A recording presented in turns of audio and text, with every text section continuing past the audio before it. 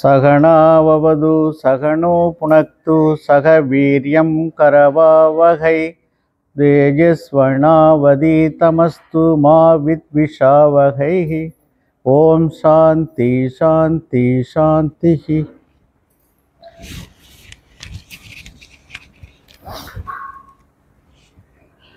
எல்லாம் வல்ல தில்லை நடராஜ பெருமானுடைய திருப்பாதங்களை வணங்கியும் நமக்கெல்லாம் குருவாக இருக்கக்கூடிய ஐயா சங்கரானந்தாஜி அவர்களுடைய திருப்பாதங்களை வணங்கியும் இங்கே குழுமி இருக்கக்கூடிய ஆச்சாரிய பெருமக்களுக்கும் மற்றும் முமுட்சுக்களுக்கும் ஜிஞ்ஞாசுகளுக்கும் எனது முதற்கண் வணக்கத்தை தெரிவித்துக் கொள்கின்றேன். இந்த வாய்ப்பினை நல்கிய ஐயா சங்கரானந்தாஜி அவர்களுக்கு மீண்டும் திரு வணக்கத்தை தெரிவித்துக் கொண்டு நாம் இந்த உரையை தொடங்க இருக்கின்றோம். இன்று எனக்கு கொடுத்த தலைப்பானது ஈஸ்வர விசாரம். இந்த ஈஸ்வர விசாரம் என்பது என்னென்றால், அதற்கு முன்னாடி தத்துவபோதம் என்றால் என்ன, இந்த தத்துவபோதத்தை இயற்றியவர் யார், எதற்காக இயற்றப்பட்டது? இந்த தத்துவபோதம் சங்கராச்சாரியார் அவர்கள் நிறைய நூல்கள் எழுதியிருக்கின்றார். வேதங்களை எல்லாம் படித்து அவர் தனக்கு ஐக்கியமாக்கி அதை சுருக்கமாக நாம் படிக்க வேண்டும், நம்ம உணர வேண்டும் என்பதற்காகத்தான் இந்த பிரகரணந்த நூல்களை எழுதியிருக்கின்றார். இந்த பிரகரணந்த நூல்கள் என்பதுதான் நாம் படிக்கக்கூடிய தத்துவபோதம் அல்லது ஆத்மபோதம் அல்லது விவேக சூடாமணி, அப்ரோக்ஷ அனுபதி, இதேமாதிரி நிறைய நூல்கள் இருக்கின்றன. இவைகளெல்லாம் நாம் கலெக்டிவாக பிரகரண கிரந்தங்கள் என்று நாம் அழைக்கின்றோம். இது இல்லாமல் அவர் இன்னும் நல்ல நூல்கள் எழுதியிருக்கின்றார். நிறைய நூல்களுக்கு பாஷ்யம் எழுதியிருக்கின்றார். பாஷ்யம் என்றால் அதை தான் நாம் அவரை பாஷ்யக்காரர் என்று நாம் அழைக்கின்றோம். அதிலே முதலாவதாக 10 உபநிஷதங்களுக்கு முக்கியமாக எழுதியிருக்கின்றார், பாஷ்யம் எழுதியிருக்கின்றார். அது இல்லாமல் பிரம்மசூத்திரத்திற்கு அவர் பாஷ்யம் எழுதியிருக்கின்றார். இதனால் அவர் பாஷ்யக்காரர் என்று நாம், பகவத்கீதைக்கு பாஷ்யம் எழுதியிருக்கின்றார். இவ்வாறு அவரை நம்ம பாஷ்யக்காரர் என்று அழைக்கின்றோம். இது இல்லாமல் அவர் இன்னும் நிறைய நூல்கள் எழுதியிருக்கின்றார். சோஸ்திர நூல்கள் நிறைய எழுதியிருக்கிறார். சோஸ்திரம்னா அஷ்டங்கள், நம்ம இந்த நேற்றுக்கு படித்தோம் நிறைய. அது இல்லாமல் நம்ம நிறைய நூல்கள் இருக்கின்றன. அஷ்டங்கள், அஷ்டம் தட்சிணாமூர்த்தி அஷ்டகம் என்று சொல்லுகின்றோம், பவானி அஷ்டகம் என்று சொல்லுகின்றோம், துர்கா அஷ்டகம் என்று சொல்லுகின்றோம். நேற்று கூட சார் படித்தாங்க அவங்க, அந்தமாரி நிர்வாக அஷ்டகம் என்று சொல்லுகின்றோம், கங்கா அஷ்டகம், இதேமாரி அஷ்டகமாக நிறைய நூல்களை எழுதியிருக்கின்றார். இதெல்லாம் தோத்திர நூல்கள் என்று நாம் அழைக்கின்றோம். அதனால் இதெல்லாம் சங்கராச்சாரியர் நமக்கு கொடுத்த பிரசாதங்கள். தோத்திர நூல்களாக இருக்கட்டும், இல்லது சாஸ்திர நூல்களிலே பர்டிகுலராக பிரகரண கிரணங்களாக இருக்கட்டும், அல்லது பாஷ்யமாக நாம் எளிமையாக படிப்பதற்காக நிறைய பாஷ்யங்களை எழுதியிருக்கின்றார். இதிலே முதலாவதாக நாம் படிக்கக்கூடியது தான் இந்த தத்துவபோதம் என்ற நூலாகும். ஆத்திச்சூடி, நம்ம எப்படி முதல்ல ஹைஸ்கூலில் 1ஆம் கிளாஸில் உட்காந்தவுடனே, இப்போ நம்ம 1ஆம் கிளாஸில் தான் இருக்கிறோம், இப்போ தான் எல்கேஜி யூகேஜி வந்திருக்கிறோம். அதனால் இதுதான் அந்த தத்துவபோதம் முதலாவதாக நாம் படிக்கக்கூடிய நூல். இதை படித்து புரிந்து கொண்டால் அடுத்ததாக போகலாம், அப்ரோக்ஷ அனுபதி போகலாம், ஆத்மபோதம் படிக்கலாம், அல்லது வேக சூடாமணியை அடுத்ததாக படிக்கலாம். எல்லாமே இதனுடைய கண்டினியூவேஷன் தான் அது எல்லாமே. அதனால் இந்த தத்துவபோதம் என்ற நூலை ஐயா நமக்கு சங்கரானந்தாஜி அவர்கள் முதலாக எல்லோரும் படிக்க வேண்டும். இது 2வது வகுப்பு என்று நினைக்கின்றேன். முதலில் ஒரு வகுப்பு பேட்ச் முடித்து விட்டாச்சு, இது 2வது வகுப்பு. அதனால் அந்த தத்துவபோதம் என்ற நூலை எல்லோரும் படிக்க வேண்டும், முதலாவதாக படிக்க வேண்டும் என்பதற்காகத்தான் இதை முதலாவதாக ஐயா அவர்கள் வைத்திருக்கின்றார்கள். அதிலே இந்த முன்னுரை நூல் முதல்ல இதில் சங்கராச்சாரியர் ஒரு இது எழுதுகிறார், கடவுள் வாழ்த்து மாதிரி மங்கள சூத்திரம் எழுதியிருக்கின்றார். இதிலே வாசுதேவேந்திர யோகீந்திரம் நத்வா ஞானப்பிரப்தம் குரும் முமுட்சூணாம் ஹிதார்த்தாய தத்துவபோதோ அபிதீதியே என்று எழுதியிருக்கின்றார். இதனுடைய சுருக்கமான அர்த்தம் என்னன்னா, ஞானப்பிரதம் என்றால் ஞானத்தை வழங்குகின்ற. யார் ஞானத்தை வழங்குகின்றார்கள் நமக்கு? இந்த வாசுதேவேந்திர யோகீந்திரம், வாசுதேவர் என்றால் கிருஷ்ண பரமாத்மா, அவரை பற்றி குறிப்பிடுகின்றார். ஹிதார்த்தாய, சாதகர்களின் நலம் கருதி. யாருக்காக எழுதியிருக்கின்றார் அவர்? சாதகர்கள் தான், நம்மெல்லாம் சாதகர்களுடைய வகுப்பிலே. அவர்களுக்கு நலம் கருதி அந்த யோகேந்திர வாசுதேவேந்திர ஞான குருவை நாம் வணங்க வேண்டும். முதலாவதாக முக்தி சாதகர்களின் நலம் கருதி தத்துவபோதம் அளிக்கப்படுகின்றது. நாம் எல்லாம் இப்பொழுது முமுட்சுத்துவமாக இருக்கின்றோம். அந்த மும்மூச்சுக்களுக்கு இது முக்கியமாக இந்த நூல் எழுதியிருக்கப்பட்டு இந்த கடவுள் வாழ்த்து எழுதப்பட்டிருக்கிறது. இதை வைத்துக்கொண்டு தான் இந்த நூலும் அமைப்பும் அவ்வாறு அமைந்திருக்கின்றது என்று சங்கராச்சாரிய அவர்கள் கூறுகின்றார்கள். அதனால் இதில் ஞான வசு என்றால் என்னென்னா, வசு என்பது யாரிடம் இந்த ஜகத் முழுவதும் அடங்கியிருக்கின்றதோ அவருக்கு பேர் வசு என்று பெயர். அதனால தான் அடிக்கடி மோடி ஐயா சொல்லுவாங்க, வசுதேவ குடும்பம் என்று சொல்வார்கள். எல்லோரும் ஒரே குடும்பம், வசுதேவ குடும்பம் என்று சொல்வார்கள். ஜகத் என்றால் அந்த யூனிவர்ஸை நம்ம ஜகத் என்று நாம் அழைக்கின்றோம். இதுதான் அந்த கடவுள் மங்கள வாழ்த்தினுடைய அர்த்தம். அடுத்ததாக இந்த தத்துவ போதத்திலே முதலாவதாக 5 பிரிவுகளாக நாம் இதை பிரிக்கலாம். நேற்றுக்கு நிறைய லெக்சர் நம்ம கேட்டிருக்கிறோம். அருமையான லெக்சரை இவங்கெல்லாம் கொடுத்துருக்குறாங்க. மஞ்சு மேடம் கொடுத்துருக்குறாங்க, அதுமாரி கற்பகம் மேடம் கொடுத்தாங்க. நேற்றுக்கெல்லாம் அந்த அர்த்தம் மொத்தம் நம்ம 5 பிரிவுகளாக இந்த தத்துவத்தை பிரித்து உணரலாம். எப்பொழுதுமே எதையுமே அனலிட்டிக்கலாக நம்ம பார்க்க வேண்டும். அனலிட்டிக்கலாக பார்த்தோம்னா நமக்கு மனசில் போய் அது பதிந்து விடும். அதனால் இந்த முதலாவதாக அதிகாரி விசாரம், இதுதான் முதல் தலைப்பாக நாம் இந்த தத்துவபோதத்திலே அமைத்திருக்கிறார்கள். இந்த அதிகாரி விசாரம் என்பதை ஐயா நேற்றுக்கு அவங்க முதல்ல சொல்லும்போது சொன்னாங்க, ராஜா ஐயா சொன்னாங்கன்னு நினைக்கிறேன். அதில் அதிகாரியினுடைய விசாரத்தை பற்றி ஒன்றே மட்டும் அவர்கள் சொன்னார்கள். அதாவது அவர்கள் ஆத்ம விவேகம் பற்றதை மட்டும் அவர்கள் சொன்னார்கள். விவேகம், அதில் மற்றொன்று என்னென்றால் வைராக்கியம் என்ற ஒன்று இருக்கிறது, 2வது அமைப்பு. ஐயெல்லாம் முதல்ல கிளாஸில் அட்டன் பண்ணியிருக்கீங்க. இதெல்லாம் வைராக்கியம் என்று 2வதாக இருக்கிறது. அடுத்தது ஷட் சம்பத் என்பது 6 சேர்ந்தது ஷட் சம்பத் என்று 3வதாக இருக்கின்றது. அடுத்ததாக 4வதாக இருக்கிறது சமாதானம், இது முமுட்சுத்துவம் என்று பெயர். இந்த 4ம் அடங்கியது தான் இந்த அதிகாரி விசாரம் என்ற ஒரு அமைப்பிலே காணப்படுகின்றது. முதலாவதாக உள்ளது வேகம், வைராக்கியம், ஷட் சம்பத், அடுத்தது முமுட்சுத்துவம். இந்த 4ம் அடைந்தது தான் இந்த முதல் விசாரம் என்பது. தட் இஸ் கால்டு அதிகாரி விசாரம் என்று நாம் சொல்கிறோம். எல்லாம் நீங்களாம் இப்போ அதிகாரி, நம்மெல்லாம் அதிகாரி. நாமளும் உங்களை தான் கொஞ்சம் வேணால் ஒரு படியில் கொஞ்சம் அரைப்படி கூட தாண்டிருப்போம், அவ்வளோதான். வழியே நாங்கள் ஒன்றும் அதிகமாகலாம் போகல, எல்லாம் உங்களை விட முன்னாடி கொஞ்சோண்டு தான் வந்திருக்கிறோம். அதனால் நாங்களும் அதிகாரி தான் இதில். அதனால் இந்த அதிகாரி விசாரத்தில் இந்த 4ம் மிக முக்கியம். இதெல்லாம் இந்த குணங்கள் இருந்தால் தான் நம்ம அடுத்ததுக்கு இது போக வேண்டும் என்று சொல்கிறார். முதலாவது சொல்லிடுறார் அவர் சங்கராச்சாரிய. எப்பொழுதுமே ஒரு தலைப்பு மங்கள வாழ்த்து எழுதும்பொழுதே இது யாருக்கு பயன்படும், இவங்க மட்டும் வாங்க, பாக்கி பேர் வர வேண்டாம் நீங்கள் அப்படின்னு முதலிவே சொல்லிடுவார் அவர். அடுத்தது அதிகாரிகள் இப்படி தான் இருக்க வேண்டும் என்றும் அதில் கூறுகின்றார். அதில் ஷட் சம்பத்தில் சமம், தமம், உபரதி, அடுத்ததாக உள்ளது திதிக்ஷா, அடுத்தது சிரத்தா, அடுத்தது கடைசியாக உள்ளது சமாதானம். அந்த 6ம் சேர்ந்தது தான் இந்த ஷட் சம்பத். ஐயா வந்திருக்கிற அடுத்த சதீஷ் எடுக்கிறார்னு நினைக்கிறேன். நான் ரொம்ப அதிகமாக அதில் உள்ள போகல, அவர் டீட்டெயிலாக சொல்லுவார் உங்களுக்கு.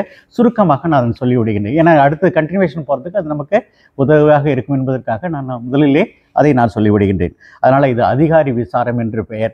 இதைத்தான் முதல் தலைப்பிலே சங்கராச்சாரியார் குறிப்பிடுகின்றார். அடுத்ததாக ஜீவ விசாரம் என்று பெயர். இந்த ஜீவ விசாரம் என்றால் ஆத்மா, ஜீவ விசாரம் எல்லாம் இருந்த ஒன்று. இந்த ஜீவ விசாரத்திலே மொத்தம் 11 அவஸ்தைகளாக வைத்திருக்கின்றார். 11 கருத்துக்களாக வைத்திருக்கின்றார், அல்லது 11 அதிகாரங்கள், எப்படி உணர்வு வைத்துக்கலாம், நம்ம கருத்துக்களாக வைத்திருக்கின்றார். இந்த 11 கருத்துக்களும் என்ன என்றால், ஒவ்வொன்றையும் சொல்லி இது ஆத்மா இல்லை, இது ஆத்மா இல்லை, அப்போ இது ஆத்மா இல்லை, அப்போ எதுதான் ஆத்மா? கடைசியாக அதுக்காக தான் இந்த சரீரஸ்திரயம் வைத்திருக்கிறார்கள். அல்லது உடம்பு 3 விதமான உடம்புகள், சரீரம் இருக்கின்றது, அவசாஸ்திரம் 3 இருக்கின்ற, அம்மா நடத்துன மாதிரி 5 பஞ்சகோஷங்களும் இருக்கின்றன. இந்த 5, 3, 8, 8, 3, 11, 3 சரீரங்கள், 3 அவசாஸ்திரயங்கள், 5 பஞ்சகோஷங்கள் என்று பெயர்.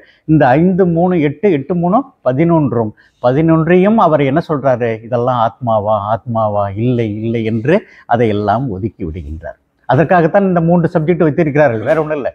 பஞ்சகோஷம் எதுக்கு வைத்திருக்கிறார்கள்னா, அவசாஸ்திரம் எதுக்கு வச்சிருக்காங்கன்னா, 3 சரீரங்கள் எதுக்கு வைத்திருக்குன்னா, இதெல்லாம் கிடையாதுப்பா, இதெல்லாம் நீ ஆத்மா இல்லை என்று கூறுவதற்காகத்தான் இந்த 11ம் வைத்திருக்கின்றார்கள். இதையெல்லாம் சொல்லிவிடுகிறார் அவர் சங்கராச்சாரியார். சொல்லிவிட்டு கடைசியாக உள்ளது தான் இந்த ஆத்மா லட்சணம் என்று சொல்லுகின்றார். அதைத்தான் ஐயா நேற்று காந்திநாதன் எடுத்தார்கள். அது ஜீவ லட்சணம் என்று பெயர், ஆத்ம லட்சணம் என்று அடுத்த டாப்பிக்காக வைத்திருக்கின்றார்கள். இப்பொழுது ஜீவ விசாரம் முடிந்தது. 1 அதிகாரி விசாரம் முடிந்து விட்டது. அதிகாரிகளுடைய லட்சணத்தை கூறிவிடுகின்றார். 2வது ஜீவ விசாரம் என்று சொல்லுகின்றார். இந்த ஜீவ விசாரத்திலே என்னென்ன ஆத்மா இல்லை என்று கூறிவிட்டு கடைசியாக ஆத்ம லட்சணத்தையும் அவர் கூறிவிடுகின்றார். இதுதான் 2வது தலைப்பிலே காணப்படக்கூடியது. அடுத்ததாக ஜீவ விசாரம் என்று நாம் அதை கூறுகின்றோம். மூன்றாவதாகத்தான் நான் இன்று எடுக்கவிருக்கின்றேன். கால ஈஸ்வர விசாரம் என்று சொல்கின்றோம். ஈஸ்வரனை பற்றி நாம் விசாரம், அவரை பற்றி என்னன்னு கூறுறோம். அவர் எப்படி உலகத்தை படைத்தார், பிரம்மன் யார், பிரம்மனுடைய மாயா எப்படி வந்தது, இதையெல்லாம் நாம் இன்று பார்க்க இருக்கின்றோம். இதுதான் ஈஸ்வர விசாரம் என்று பெயர். அடுத்ததாக ஜீவ ஈஸ்வர விசாரம், ஜீவ ஈஸ்வர ஐக்கியம் என்று சொல்லுகின்றோம். அதைத்தான் தத்துவமசி என்று சொல்கின்றோம். இதெல்லாம் அடுத்தது 4வது டைப்லே அடுத்தது என்று நாம் பார்க்க இருக்கின்றோம். கடைசியாக இருப்பது தான் ஞான பலம் என்று பெயர்.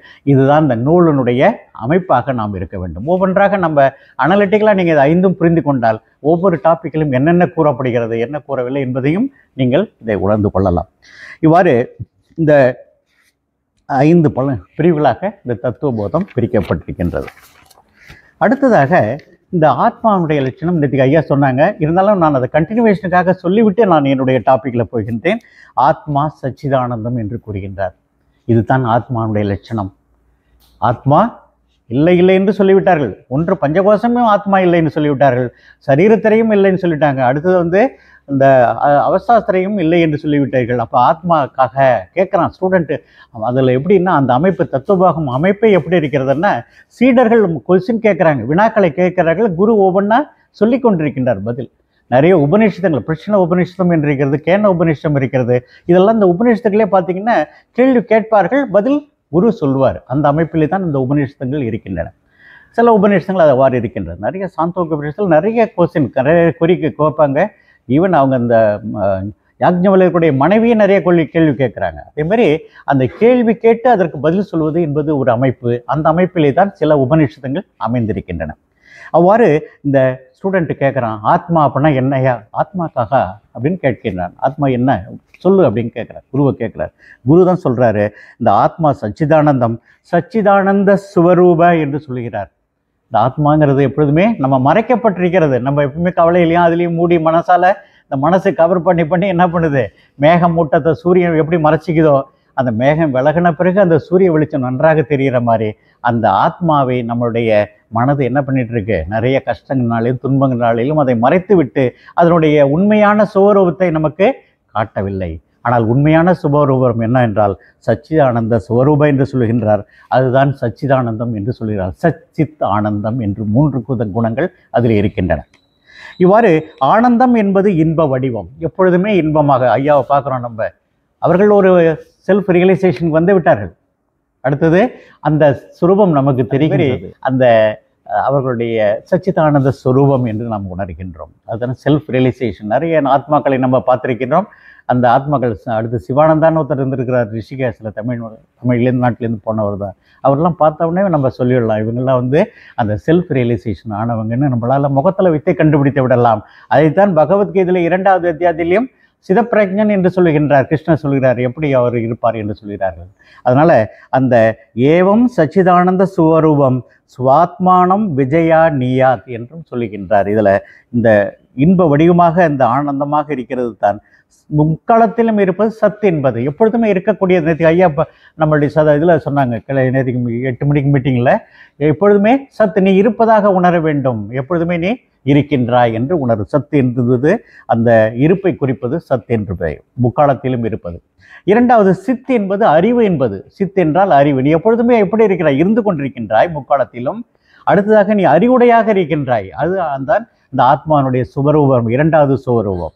3வது ஆனந்தமாக நீ இருக்கின்றாய். அந்த ஆனந்தம் என்பதுதான் இன்ப வடிவமாக நம்ம கூறுகின்றோம். இதுதான் இந்த ஆத்மானுடைய லட்சணம், சச்சிதானந்தம் என்று நாம் உணர வேண்டும். சச்சித் ஆனந்தம். இதுதான் ஒரு கண்டினியூவேஷனுக்காக நேற்று ஐயா சொன்னதை நான் அதை கண்டினியூ பண்ணிக்கிறேன், வேற ஒன்றும் இல்லை.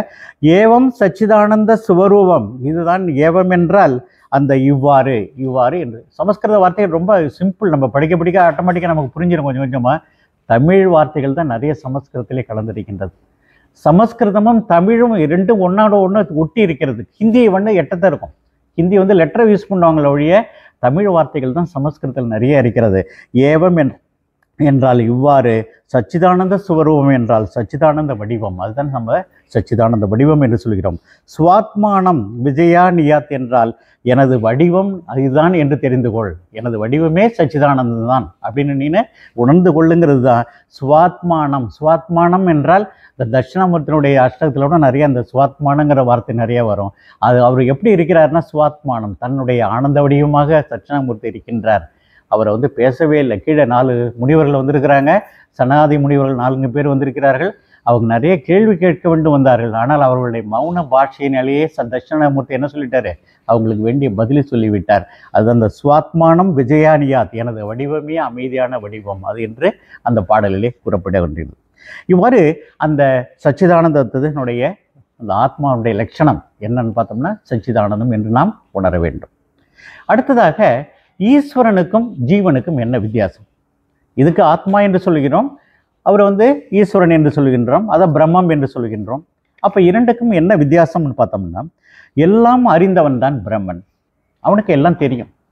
அடுத்ததாக நமக்கு சிற்றறிவு, ஏனென்றால் நம்ம அதுலேருந்து வந்தது தான். ஆத்மாங்கிறது வந்து அதனுடைய பிரதிபலிப்பு தான். நமக்கு ஒரு சிற்றறிவு தான் இருக்கின்றது, பேரறிவு இல்லை. ஆனால் அவன் அந்த பிரம்மம் என்பது எங்கும் நிறைந்தவன், சர்வம் பிரம்மமயம். யார் சொல்கிறார்? சதாசிவ பிரம்மேந்திரர். அவருடைய பாடல்கள்லாம் பார்த்தீங்கன்னா அவ்வளோ அழகான நிறைய அந்த சங்கராபரணம்னு நினைக்கிறேன். அந்த பாடலில் 3-4 பாடல்கள், சினிமா பாடல்கள் இந்த இவருடைய பிரம்மேந்திர சேகருடைய பாடல் தான் நிறைய வந்திருக்கிறது. சர்வம் பிரம்ம மந்திரம், பிரம்மந்தான். அடுத்ததாக அந்த எங்கும் நிறைந்தவன் அவன். நம்ம வந்து உடல் அளவிலே இருப்பவன், நம்மளுடைய ஜீவன்கிறது உடல் அளவில் இருக்கிறது. அவன் சர்வ வல்லமை உடையவன், ஆனால் நம்ம வந்து ஒரு சிறு தொழில் செய்பவன். இதுதான் அந்த பிரம்மனுக்கும் ஜீவனுக்கும் உள்ள வித்தியாசங்களாக நாம் உணர வேண்டும். இப்பொழுது நாம் நம்மளுடைய டாபிக்கு வருவோம். ஈஸ்வர விசாரத்தை பற்றி நாம் இப்பொழுது பார்ப்போம். ஈஸ்வரன் யாரு, அடுத்தது அவர் எப்படி இந்த படைப்புகளை படைத்தார். உலகத்திலே படைப்புகள் பார்க்கின்றோம், நிறைய படைப்புகள் பார்க்கின்றோம். இதையெல்லாம் அவர் தனியாக இருந்து படைத்தாரா, இல்லை யாராவது சேர்ந்து படைத்தாரா, எப்படி படைத்தார், இதையெல்லாம் நாம் என்பது ஈஸ்வர விசாரம் என்று சொல்கின்றோம், அல்லது பிரம்ம விசாரம் என்று சொல்லலாம், இல்லாட்டி ஜகத்து விசாரம் என்று சொல்ல. எப்படி இந்த உலகத்தை படைத்தார்கள் என்பதையும் ஜகத்து விசாரம் என்றும் அழைக்கலாம். அடுத்ததாக இப்போ ஒரு சிஷ்யன் என்ன பண்ணுறான், இப்போ ஒவ்வொன்றா கேட்டுகிட்டே வரான். முன்னாடியே இந்த அதிகாரி விசாரத்தை பற்றி கேட்குறான், ஒவ்வொன்றா கேட்குறான். அடுத்தது இரண்டாவதாக பார்க்கும் பொழுது அந்த ஜீவ விசாரத்தை பற்றியும் அவன் கேட்கின்றான். அப்போ ஜீவ விசாரம்லாம் முடிஞ்ச பிறகு நீங்கள் இல்லை இதெல்லாம் இல்லைன்ட்டிங்களே, ஆத்மா இல்லைன்ட்டிங்களே, அப்போ ஆத்மாவுடைய சுவலட்சணம் என்னன்னு அவனே கேட்குறான். அப்போ வந்து இவர் எல்லாத்தையும் இந்த சச்சிதானந்தம் என்ற பதிலையும் சொல்லிவிடுகிறார். ஆனால் அதற்கு பிறகு அவன் ஈஸ்வர விசாரம் என்ற ஒரு கேள்வியை கேட்பதற்கு அவனுக்கு தெரியவில்லை. சிஷ்யன் வந்து கேட்க மாட்டாங்க, கேட்கல, அவனுக்கு தெரியாத எப்படி கேட்பது என்பதும் தெரியவில்லை. ஆனால் அது இறைவனை என்ன பண்ணுறாரு, அப்பொழுது குரு என்பவர் அவரே என்ன நினைக்கிறாரு, இவர் அடுத்தது நம்ம பிரம்ம விசாரத்தை சொல்லிவிடலாம் என்று அவரே பதிலை சொல்ல விடாரு. இதில் கொஸ்டின் கேட்காமையே சிஷ்யன் கேட்காமையே அந்த குரு பதிலை சொல்ல ஆரம்பித்து விடுகின்றார். சிஷ்யனுக்கு சிருஷ்டியை பற்றியும் ஈஸ்வரனை பற்றியும் என்ன கேட்பது என்பது தெரியவில்லை. அதனால இவர் குருவே அந்த பதிலை ஈஸ்வர விசாரத்தை பற்றி அழகாக குறிப்பிடுகின்றார். அதை சதுர்பிம் சதி தத்துவோத்பத்தி பிரகாரம் வஷ்யாமக என்று சொல்கிறான். நல்ல அருமையான இது. அதன்னா இதற்கு பிறகு நீங்கள் வேணா அப்போ நானே சொல்லிடுறேன். அதற்கு பிறகு ஏனென்றால் அதை என்றால் ஒரு மங்கள வாத்தியம். ஐயா காலையில் சொல்லும்போது ஓம் என்பது ஒரு மங்கள வாத்தியம் என்று சொன்னார்கள். அதே மாதிரியே அதை என்றாலும் அந்த மங்கள வார்த்தையை தான் குறிக்கிறது. அததோ பிரம்ம ஜிஞ்சாசா என்று அந்த பிரம்மசூத்திரத்திலே முதல் சூத்திரம் அதுதான், அததோ பிரம்ம ஜிஞ்சாசா என்று சொல்கிறார். அதேமாரி அதை இவரும் அப்படி தான் சொல்கிறார். யார் நம்ம பதஞ்சலி யோகத்திலேயே அதுமாரி அதை அடுத்தது தான் அவர் ஆரம்பிக்கின்றார். அதை என்றால் வேற ஒன்றும் இல்லை, இதற்கு பிறகு என்று அர்த்தம். அந்த அதை சதுர்பிம் சதி அப்படின்னா என்னென்னா 24. எப்படி நம்ம பஞ்சம்னா 5ன்னு சொல்கிறோமோ அதுமாரி 6க்கு சதுர்த்தின்னா 4ன்னு சொல்கிறோம். அதேமாரி சதுர்பிம் சதினா மொத்தம் 24. ஏன்னா 24 தத்துவங்கள் நம்முடைய அத்வைத்தில் இருக்கின்றது. அதனால அதை 24 என்று நாம் சொல்கின்றோம். சதுர்பிம் சதி. அடுத்ததாக தத்துவோத்பத்தி என்றால் தத்துவங்களின் உற்பத்தி. இந்த 24 தத்துவங்கள் எப்படி உற்பத்தி ஆகின என்று கூறுவதுதான். இந்த பிரகாரம் என்பது அதனுடைய முறைகளை பற்றி கூறுவது. இந்த 24 தத்துவங்களும் எப்படி முறையாக தோன்றியது என்று கூறுவோம், நாங்கள் இப்பொழுது உங்களுக்கு மாணவர்களாகிய உங்களுக்கு நாங்கள் கூறுவோம் என்று அந்த குருவே சொல்லிவிடுகின்றார். வஷ்யாமன கூறுதல் என்று அர்த்தம், வேற ஒன்றும் இல்லை. அந்த 24 தத்துவங்களுடைய முறைகளை இப்பொழுது நாம் கூறுவோம் என்று அந்த சிருஷ்டியை பற்றி இப்பொழுது குரு என்ன பண்ணுறார், ஈஸ்வர சிருஷ்டியை பற்றி அழகாக கூறுகின்றார். எப்படி உலகம் படைக்கப்பட்டது, எப்படி மனித மக்கள் படைக்கப்பட்டார்கள், எல்லாத்தையுமே அதில் அடங்கி விடுகிறது. இவ்வாறு இந்த நாம் பார்த்து அனுபவிக்கும் உற்பத்தி பொருட்கள் எந்த முறையில் தோன்றின என்பதை இனிமே நம்ம பார்க்க இருக்கின்றோம். அடுத்தது இந்த பொருள்கள் 24 தத்துவங்களாகவும் பிரிக்கலாம், அல்லது ஐயா சொன்ன மாதிரி காலையில் 36 தத்துவங்கள், சைவ சித்தாந்தங்களிலே 36 இருக்கிறது. இன்னும் சில மதங்களிலே தத்துவங்களுடைய எண்ணிக்கை வேறுபடுகின்றது. வேற ஒன்றும் இல்லை, அது ஒன்றும் பெரிய வித்தியாசம் இல்லை நமக்கு. எப்படி இந்த இறைவனுடைய குணாதிசயங்கள் என்ன, பிரம்மனுடைய குணாதிசயங்கள் என்ன, எப்படி பிரம்மமயமாக எல்லாமே இருக்கிறது, அதை மட்டும்தான் நம்ம உணர வேண்டும் ஒழிய தத்துவங்களுடைய எண்ணிக்கையோ அதை பற்றி நாம் எதுவும் கவலைப்பட வேண்டாம். இவ்வாறு அந்த சிருஷ்டியை பற்றி இந்த ஆசிரியர் கூற இருக்கின்றார். அதாவது இந்த ஈஸ்வர சிருஷ்டிக்கும் ஜீவ சிருஷ்டிக்கும் கொஞ்சம் வித்தியாசமாக இருக்கின்றது. ஜீவ விசாரத்திலே அந்த வியஷ்டியை பற்றி தான் நம்ம கூறுகின்றோம். ஒவ்வொன்றும் வியஷ்டி என்றால் ஒரு தனிப்பட்ட மனிதனுடைய பற்றி தான் அதிலே கூறப்படுகின்றது. ஆனால் இந்த பிரம்ம விசாரத்திலே பார்த்தோம்னா இந்த எல்லாமே சமஷ்டியாக கூறப்படுகின்றது. சமஷ்டி என்ன, எல்லாமே மொத்தமாக கூறப்படுகின்றது. அதனால் இதெல்லாம் நம்ம பிரம்ம விசாரத்தை பார்க்கும்பொழுது சமஷ்டி என்பது அந்த மூலமாக அது விசாரம் செய்யப்பட்டது அல்லது படைக்கப்பட்டது என்று உணர வேண்டும். ஆனால் அங்கே அந்த பஞ்சகோஷங்களாக இருக்கட்டும் அல்லது அவசாத்திரியமாக இருக்கட்டும் இல்லை சரீரங்கள் எல்லாமே அது வியஷ்டியை பற்றி தான் கூறப்படுகின்றது. ஐயா சொல்கிற மாதிரி காலையில் அந்த இந்த இது இருக்கு இல்லையா, நம்ம சாங்கியா ஃபிலாசபியில் அவங்க வியஷ்டியை பற்றி தான் கூறுகின்றார்கள். அந்த ஆத்மாங்கிறது தனிப்பட்டது. அம்மா இருக்காங்கன்னா இவங்களுடைய ஆத்மாங்கிறது தனி, உங்கள் ஆத்மாவுக்கும் இவங்க ஆத்மாவுக்கும் இதே கண்டினியூட்டி கிடையாது அப்படின்னு சொல்கிறது. அதை நாம் வியஷ்டி என்று கூறுகின்றோம். ஆனால் நம்முடைய அத்வைத்திலே பார்த்தால் ஏக ஆத்மா, அதுதான் நம்ம சமஷ்டி என்று கூறுகின்றோம். ஒவ்வொரு ஆத்மாக்களும் ஒன்றோடு ஒன்று கனெக்ட் பண்ணப்பட்டிருக்கிறது என்பதுதான் இந்த சமஷ்டி என்று கூறுகின்றோம். இவ்வாறு அந்த வியஷ்டியை பற்றி தான் இந்த பிரம்ம விசாரத்திலே மிக முக்கியமாக நாம் வியஷ்டி கிடையாது, சமஷ்டியை தான் நாம் கருத்திலே கொள்ள வேண்டும். இவ்வாறு அந்த ஈஸ்வர விசாரம் என்றாலும் ஒன்று, சிருஷ்டி விசாரம்னாலும் இதை கூப்பிடலாம், இல்லை சமஷ்டி விசாரம்னு சொல்லலாம், இதை எப்படி வேணாலும் அழைக்கலாம். ஆனால் நம்மளுடைய டாப்பிக்கில் ஈஸ்வர விசாரம் என்று குறிப்பிடப்பட்டுள்ளது. இதிலே நிறைய கொஸ்டின்ஸ் நமக்கு வருகிறது. நம்மளுடைய இதிலே சாதாரணமாக ஒரு மனிதனுக்கு சாதாரணமாக ஒரு எண்ணங்கள் தனியாக இருக்கும்பொழுது இந்த கேள்வியெல்லாம் எல்லாருக்கும் வரலாம். உலகம் யாரிடம் இருந்து தோன்றின, உலகம் எப்படி வந்தது, இந்த உலகம் தான் இருக்கா, இதேமாரி நிறைய, இது ஒரு சோலார் சிஸ்டம். இங்கே சன் இருக்கிறது, சூரியனை ஒட்டி மெர்க்குரி இருக்கிறது, அதற்கடுத்து வீனஸ் இருக்கிறது, அப்புறம் பூமி இருக்கிறது, அப்புறம் அந்த ஜூபிட்டர் இருக்கிறது, இவ்வாறு சேட்டன் இருக்கிறது, கடைசியில் இந்த வீனஸ் எல்லாம் இருக்கிறது, இதை புளூட்டோலாம் இருக்கிறது. இவ்வாறு இதே ஒரு குடும்பம் தான் இருக்கிறதா, இதேமாரி நிறைய சூரிய குடும்பங்கள் இருக்கின்றன, நிறைய அண்டான கோடின்னு சொல்கிறாங்க. அப்போ இந்த சூரிய குடும்பத்திலே நம்ம அங்கே போக முடியல, அதில் என்ன நடக்குதுன்னு நமக்கு இது தெரியவில்லை. அவ்வாறு அந்த எவ்வாறு இந்த உலகம் யாரிடம் இருந்து தோன்றின அப்படின்னுங்கிறது முதல் கேள்வி. எப்படி தோன்றியது இரண்டாவது, எப்படி தோன்றினோம் அப்படிங்கிறது இரண்டாவது கேள்வி. யாரிடம் இருந்து இது தோன்றியதோ அவர்தான் இவர் ஈஸ்வரன் என்று நாம் அழைக்கின்றோம். அடுத்தது ஈஸ்வரன் என்றால் நம்ம சிவபெருமான் அல்லது என்னன்னு சட்டை போட்டுக்கூடாது, பெருமாளா இல்லைன்னு, இந்த ஈஸ்வரன் கிடையாது. அந்த நம்ம சிவபெருமான்ங்கிறது வேற, இந்த ஈஸ்வரன்கிறது பிரம்மத்திலிருந்து வந்தது. அதனால் அந்த ஈஸ்வரன் தான் இதை எல்லாத்தையும் படைத்திருக்கிறார் என்று நாம் எண்ண வேண்டும். அந்த ஈஸ்வரன் எவ்வாறு வந்தாங்கிறத அடுத்து நம்ம சொல்லுவோம். இதை அடுத்ததாக இப்போ முதல்ல உங்களுக்கு பதிலாக ஈஸ்வரன் என்றால் என்னங்கிறது ஒரு தெரிஞ்சு போச்சு. அவர் தான் இந்த உலகத்தை படைத்தார் என்பது தெரிகிறது. அந்த ஈஸ்வரங்கிறது யாருன்னா பிரம்மத்திலேருந்து வந்தவர், பிரம்மத்திலேருந்து மாயா சகிதமாக வந்தவர். மாயாங்கிறது அப்புறம் பார்ப்போம். நம்ம மாயா சகிதமாக வந்தவர் தான் இந்த ஈஸ்வரன். ஈஸ்வரன் தான் நம்ம சகுண பிரம்மன் என்று சொல்கின்றோம், அவரை நிர்குண பிரம்மன் என்று சொல்கின்றோம். இந்த ஈஸ்வரன் தான் எல்லாத்தையும் படைக்க முடியும். நம்ம நம்ம கும்பிட்றதே இல்லை, தியானம் பண்ணும்போதே சகுண பிரம்மனுக்கு பண்ணாதான் நமக்கு வேணுங்கிறது என்னென்னவோ கிடைக்கும். நிர்குண பிரம்மனுக்கு பண்ணோம்னா நமக்கு எந்த வேண்டிக்கிட்டு எதுவுமே கிடைக்காது. அதனால் இந்த ஈஸ்வரன்கிறத முதல்ல உலகத்தை சிருஷ்டி பண்ணார் அப்படிங்கிறத முதல் கேள்வியாக பதிலாக நாம் தெரிந்து கொள்ள வேண்டும். இரண்டாவது ஸ்லோகத்திலே பிரம்மாச்சாரியா சத்வ ரஜோஸ்தம குணாத்மிகா மாயா அஸ்தி. இப்போ கொஞ்சம் கொஞ்சமாக அடுத்ததுக்கு வருகிறார். அந்த பிரம்மாச்சாரியா, ஆச்சரியா என்றால் பிரம்மத்தினோடு சேர்ந்தவர், ஆச்சரியா என்றால் அதோட சேர்ந்தவர் தான் யார், இந்த மாயா. இந்த பிரம்மத்தோடு சேர்ந்தவர் தான் இந்த ஆச்சரியா என்று சொல்கிறார். ஆச்சரியா என்றால் சேர்க்கை என்ற அர்த்தம். அப்போ இந்த பிரம்மத்தோடு சேர்ந்தது தான் இந்த மாயை. இந்த மாயை வழியாகத்தான் இந்த ஈஸ்வரன் எல்லாத்தையும் உலகத்தை படைக்கின்றார். அந்த மாயைக்கு 3 குணங்கள் இருக்கின்றன. சத்துவ, ரஜஸ், தமோ என்ற 3 குணங்கள் இருக்கின்றன, முக்குணங்கள் இருக்கின்றன. இது மாயாவுக்கு உள்ள குணங்கள் தான் இது. அதனால தான் உலகத்திலே எல்லாருமே நம்ம மனிதர்கள் தான். ஆனால் ஒருத்தவங்க வித்தியாசம் இருக்குது. ஒருத்தவன் தூங்கிட்டே இருக்கிறான், ஒருத்தவன் ஆக்டிவாக இருக்கிறான், ரஜஸ் குணமாக இருக்கிறான், ஒருத்தன் சத்துவ குணமாக, ஐயா மாதிரி சத்துவ குணம், அம்மா மாதிரி இருக்கிறாங்க. அதே மாதிரிலாம் சத்துவ குணமாக இருக்கின்றார்கள். இவ்வாறு அந்த சத்துவ குணங்கிறது நம்ம அமைதியாக இருக்கக்கூடியது, எதையுமே இது ஒன்றுமே சீரியஸாக இல்லாமல் இருக்கிறது. அது நேத்திக்கு அழகாக நம்மளுடைய சத்சங்கத்தில் நல்லா சொன்னாங்க. அதை அவ்வாறு அந்த சத்துவ குணம் மேலோங்கி இருக்க வேண்டும். அதுதான் அடுத்தது சத்துவ குணம். ஒவ்வொன்றுக்கும் என்ன குணம்னு பார்க்குறோம் நம்ம. இவ்வாறு அந்த பிரம்மத்தை சார்ந்து அந்த சத்துவ, ரஜோஸ், சத்துவம், ரஜஸ், தமஸ் என்ற 3 குணங்களும் இருக்கிறது. ஒரே மனிதனுக்கு எல்லா குணமும் இருக்கும். சமயத்தில் இந்த சத்துவ குணம் இருக்கிறவங்களுக்கு திடீர்னு ஒரு டைம் பார்த்தா ஆக்டிவாக இருப்பாங்க, அவங்க ரஜஸ் குணம் வந்துடும் அந்த நேரத்தில்.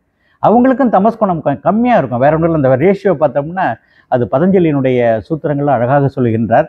அவர் 4வது இல்லை 5வது சூத்திரத்தில் இதை பற்றி நன்றாக விரிவாக கூறுகின்றார்.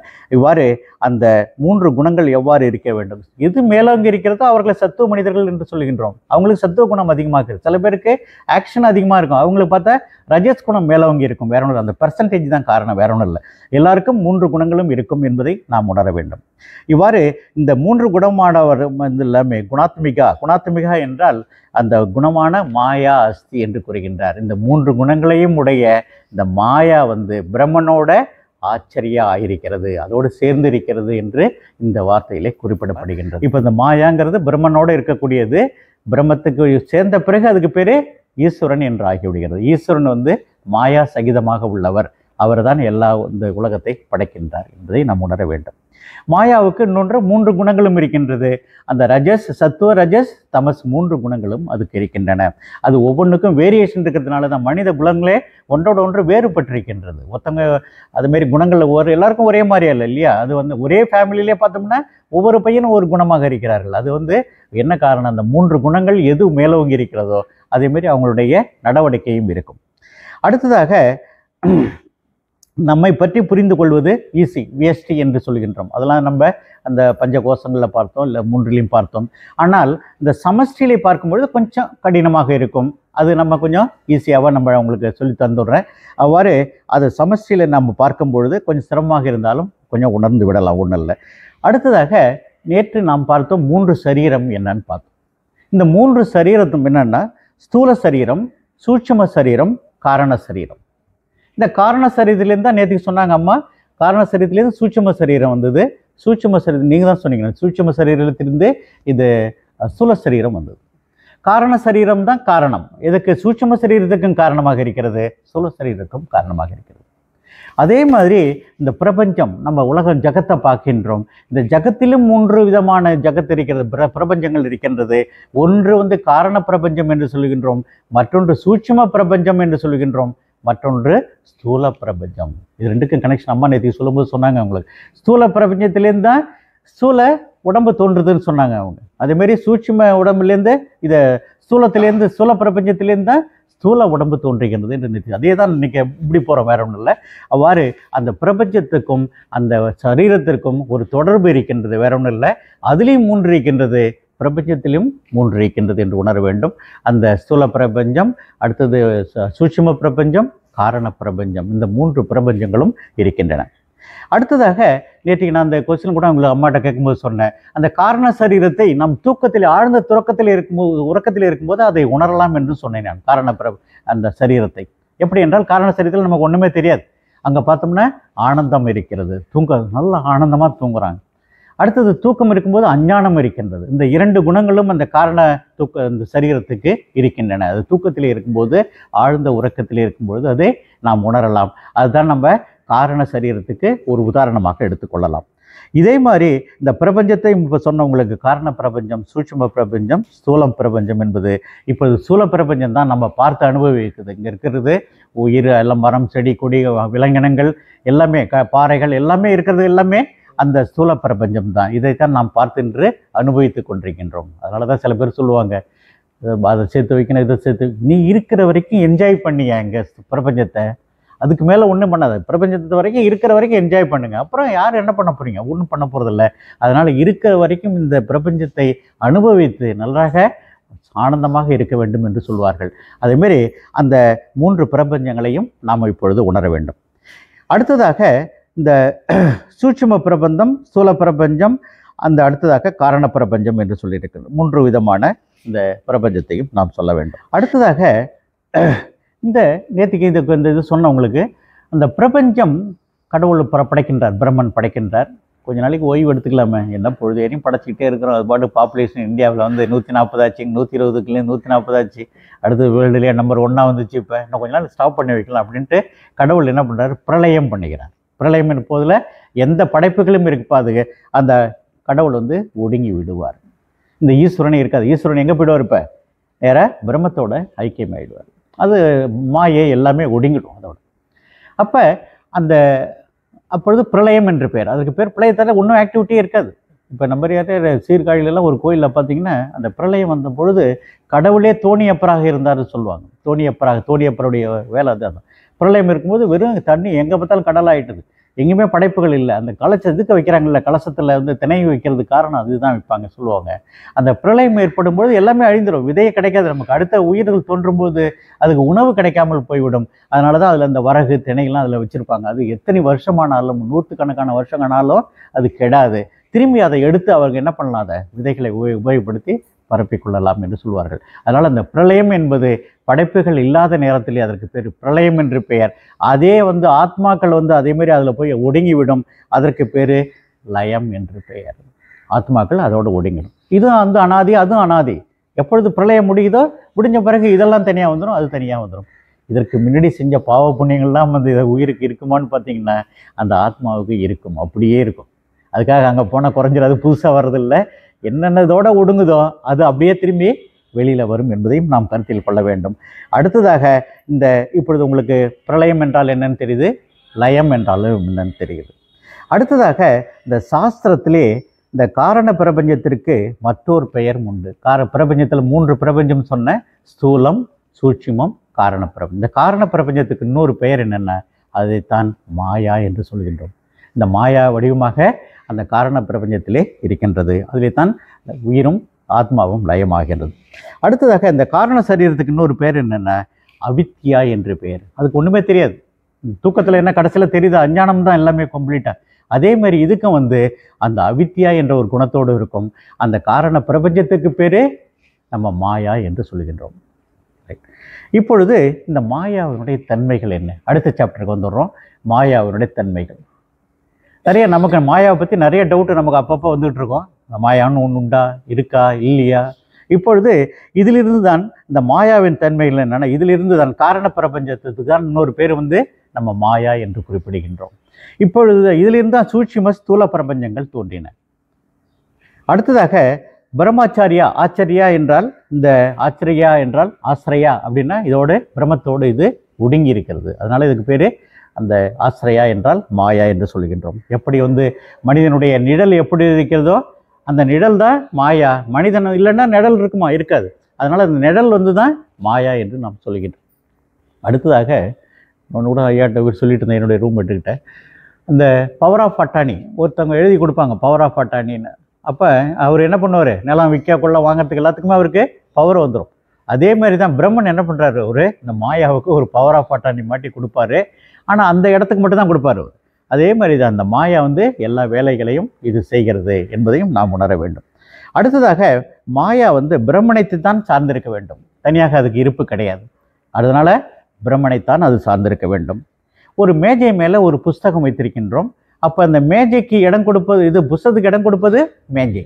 அதனால் இந்த மேஜைங்கிறது பிரம்மன், அந்த மாயாங்கிறது தான் இந்த புஸ்தகங்கிறது தான் மாயா என்று உணர வேண்டும். அடுத்ததாக நிழல் உங்களுக்கு சொல்லிட்டேன்.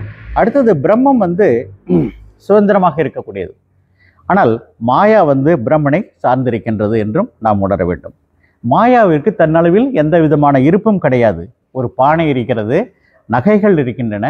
பானை உற்பத்தி ஆகிறதுக்கு மண் தேவைப்படுது.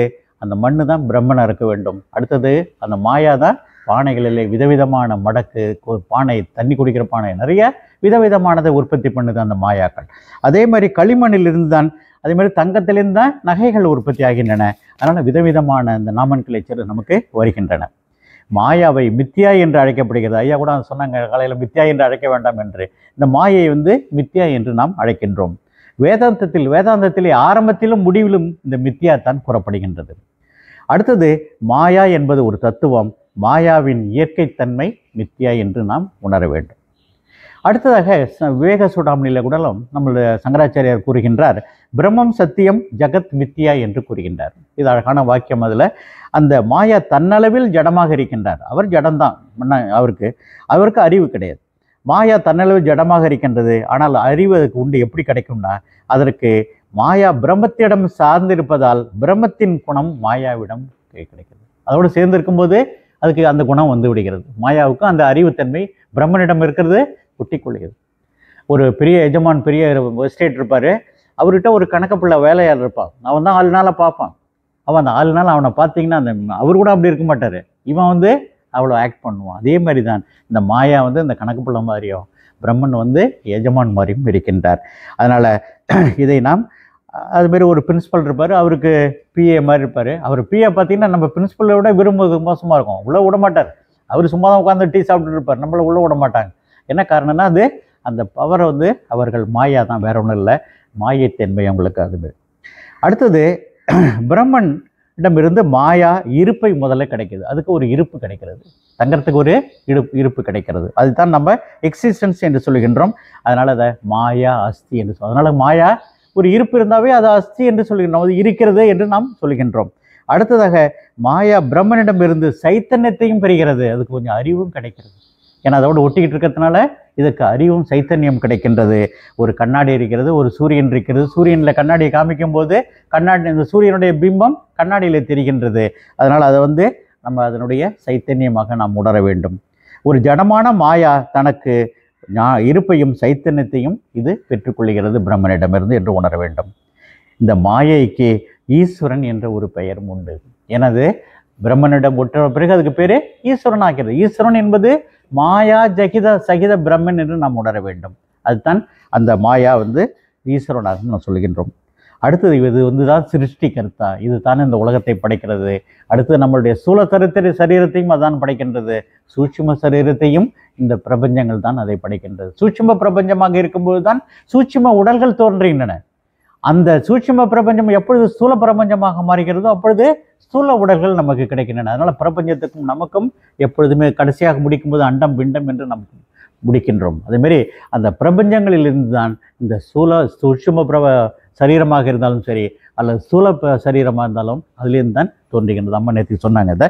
அதனால் இந்த மாயைக்கு பதிலாக நாம் ஈஸ்வரனை, ஜகத்து, கடவுளுக்கு மாயாவி என்றும் நாம் அழைக்கலாம். மாயாவுக்கு இன்னொரு பேர் மாயாவி என்று சொல்லலாம். இந்த கடைசியில் ஒரு நம்மள சின்ன வயசு இப்போ தான் தெரியல, அந்த காமிக்ஸ் புக்கு, அந்த இரும்பு கை மாயாவின்னு ஒருத்தர் நிறைய காமிக்ஸ் புக்கு அப்போ வரும். நம்ம அம்மாவுக்கெல்லாம் தெரிஞ்சிருக்குன்னு நினைக்கிறேன். அவருக்கு அப்பப்போ பவர் குறையும் போது என்ன பண்ணுவார், அந்த மாயாவே போய் கரண்ட்டில் போய் தொட்டு ஷாக்கை இது பண்ணிப்பார், எலக்ட்ரிசிட்டி பண்ணிப்பார், பவர் ஏற்றிப்பார். அதே மாதிரி அந்த மாயாவுக்கு எதுவும் பவர் கிடையாது. அப்பப்போ ஈஸ்வரனை போய் அது தொட்டுக்கிட்டு இருந்தால் தான் அதுக்கு அந்த பவர் கிடைக்கிது. அதே மாதிரி அதுக்கு இன்னொரு பேர் நம்ம சொல்லலாம், மாயாவி என்ற ஒரு பெயரையும் அழைக்கலாம். இந்த மாயைக்குள் இருக்கும் அறிவு சொரூபம்தான் இந்த உலகத்தை படைக்கிறது. அதில் உள்ள இந்த சைத்தன்யத்தினுடைய ஞானம்தான் அதுக்கு உலகத்தை அது படைக்கின்றது. அதனால் இந்த ஈஸ்வர தத்துவத்துக்குள்ள அறிவு சுரூபம் இருக்கின்றது. அதனால் இந்த ஈஸ்வர சரூபத்துக்குள்ள இந்த பிரம்மனிடம் கிடைக்கக்கூடிய அறிவு, அதுக்கு சைத்தன்யம் அந்த மாயாவுக்கு இருக்கின்றது. அடுத்ததாக, ஈஸ்வரன் எப்படிப்பட்ட காரணமாக, இப்பொழுது உங்களுக்கு மாயைன்னு என்னன்னு தெரியுது, அந்த மாயை எப்படி படைக்கப்படுது, மாயாவுடைய குணாதிசயங்கள் என்னங்கிறது நமக்கு ஓரளவு உணர்ந்து கொள்கின்றோம். ஈஸ்வரன் எப்படிப்பட்ட காரணமாக இருக்கின்றார் என்று நாம் உணர வேண்டும். எப்படிப்பட்ட காரணமாக இருக்கின்றார்? பானை தயிராக மாறுகிறது. இது பானை தயாராக களிமண் தேவைப்படுகிறது. அதுக்கு குயவன் ஒருத்தவன் தேவைப்படுற, நமக்கு மண் ஒன்று தேவைப்படுது. அதை உபாதான காரணம்னு சொல்கிறோம். குயவனை நிமித்த காரணம் என்று சொல்லிக்கணும். அறிவு யார்? நிமித்த காரணம். இப்போ சில உதாரணங்களில் பார்த்தோம்னா, சிலந்தி இருக்கிறது. அது அந்த படம் பண்ணுவோம். சிலந்தி இருக்கின்றது. சிலந்தி கூடு கட்டுது. அந்த கூடு கட்டும்போது அதில் சலைவரி கிளாண்டு, நமக்கு எப்படி எச்சில் சுரப்புதோ உபாதான காரணம் எதுவுமே தேவையில்லை, நிமித்த காரணம் அதே இருக்கிறது, அதேவே உபாதான காரணமாகவும் இருக்கின்றது. அதனால் அதுக்கு பேர் வந்து அதில் ஒன்று எழுதிருக்கீங்களாமா, ஊர்ண நாபி என்று பெயர் அந்த தகுதிக்கு. அதனால் அதை வந்து இரண்டுமே அதே செய்யுது, அதே வந்து நிமித்த காரணமாக இருக்கிறது, அதே வந்து உபாதான காரணமாகவும் இருக்கின்றது என்று நாம் உணர வேண்டும். இவ்வாறு தான் இந்த பிரம்மனும் அப்படித்தான். அந்த பிரம்மன் வந்து அவரேவே சிலந்தி மாதிரி என்ன பண்ணுறாரு, அவரேவே வந்து நிமித்த காரணமாக இருக்கிறார், அவரே அந்த ஜகத்தையும் படைக்கின்றார். அதனால் இந்த சிலந்திக்கும் நம்ம பிரம்மனுக்கும் நாம் ஒரு இது உணர வேண்டும். இவ்வாறு அந்த ஈஸ்வரன் என்பவருடைய உடல்தான் மாயை, அறிவு என்பது பிரம்மத்திடமிருந்து அது பெற்றது.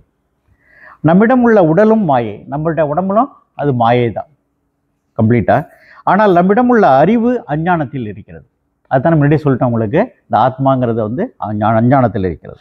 மற்றொரு குணமான மாயை, மாயைக்கு இன்னொரு குணம் இருக்கின்றது.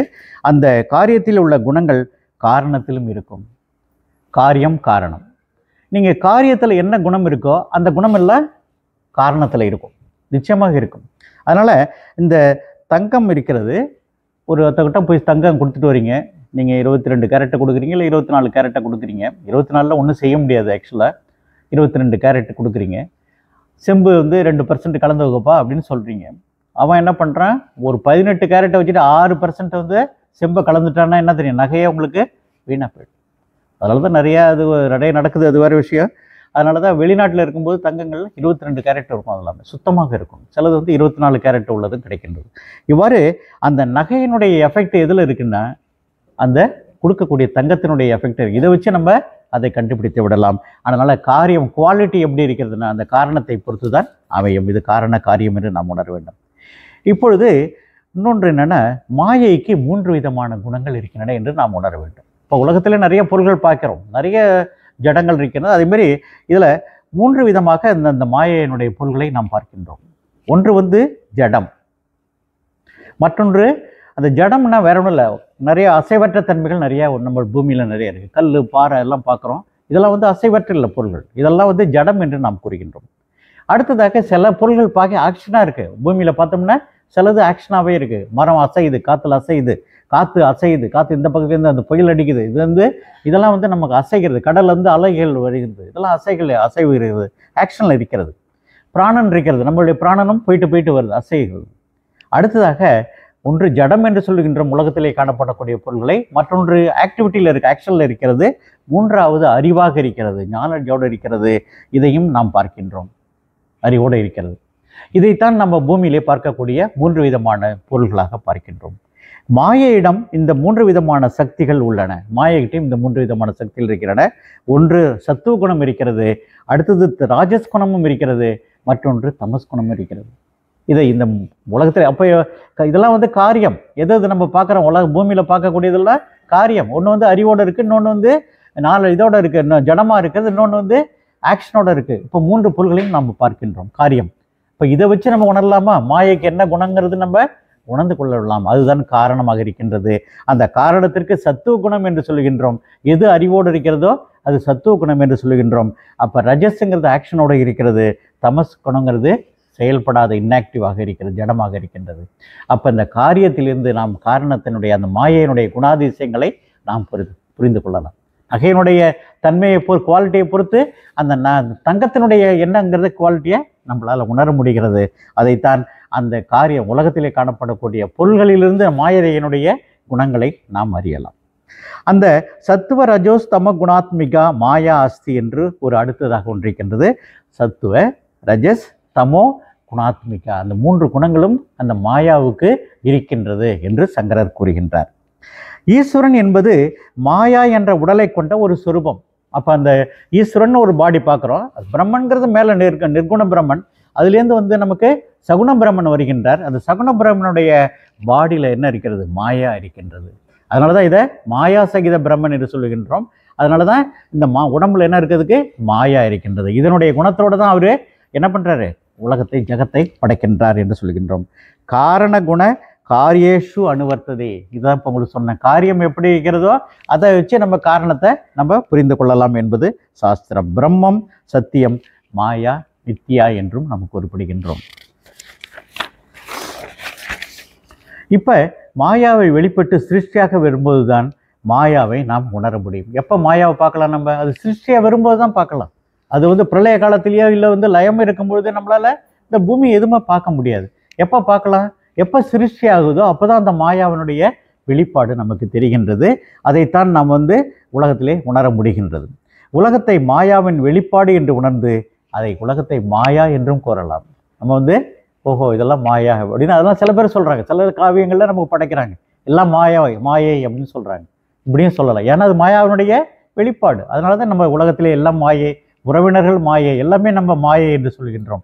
அதேமாரி அல்லது ஈஸ்வரனின் வெளிப்பாடும் என்றும் கூறலாம். இதுதான் நம்ம எடுத்துக்கொள்ளக்கூடியது. ஐயா பார்க்கும்போது நேற்றுக்கே எல்லாம் பிரம்மம் என்று சொல்லுவாங்க. அதேமாரி ஏனென்றால் இது பிரம்மத்திலும் மாயாவிலிருந்து வந்தது வெளிப்பாடு ஜகத் என்பது. அதனால் எல்லாம் மாயா என்றும் நீ கூறலாம். நம்ம பார்க்கக்கூடிய கண்கள் தான் அது காரணம். ஆனால் நானே என்ன பண்ணுறேன்? எல்லாமே பிரம்மம் என்று பார்க்கின்றேன். ஏன்னா இது பிரம்மத்திலேருந்து வந்திருக்குப்பா, அதனால் இது பிரம்மன் தான் என்ன சொல்கிறோம். அதனால தான் சர்வம் பிரம்மமயம் என்று சதைசிவ பிரம்மேந்திரர் பாடுகின்றார். அவர் எதை பார்த்தாலும் அவருக்கு பிரம்மமாக தெரிகின்றது. அதே ஒரு நாயன்மார் இருக்கின்றார், சேரமான் பெருமாள் நாயனார் இருக்கிறார். அவருக்கு பார்க்கும்பொழுதெல்லாம் சிவமாக தெரியும். எங்கே பார்த்தாலும் சிவமாக பார்க்கின்றார். அவர் ஒரு வண்ணா வந்து துணியை துவைச்சிட்டு இருப்பான். மேலாம் இந்த இது இருக்கும் மண், இந்த மண் உழவு மண். அந்த உழவு மண் பட்டா வெள்ளை வெள்ளையன்னு இருக்கும் உடம்புல. அவன் துவைச்சிட்டு வருவான். துவைச்சிட்டு வரும்போது பார்த்தா அந்த சேர்மான் பெருமாள் குதிரையில் போயிட்டு இருப்பார். ராஜா அவர் இங்கே தான் பக்கத்தில் நம்மளுடைய கொடுங்கலூர் என்ற ஒரு இந்த பகவதி அம்மன் கோயில் இருக்கு இல்லையா, அந்த ஊரில் தான் அவர் ஆண்டுக்கிட்டு இருந்தார். அப்போ அந்த வண்ணாரம் போகும்போது பார்த்தீங்கன்னா திடீர்னு குதிரை விட்டு இறங்கி அவனை கட்டி பிடிச்சிப்பார்.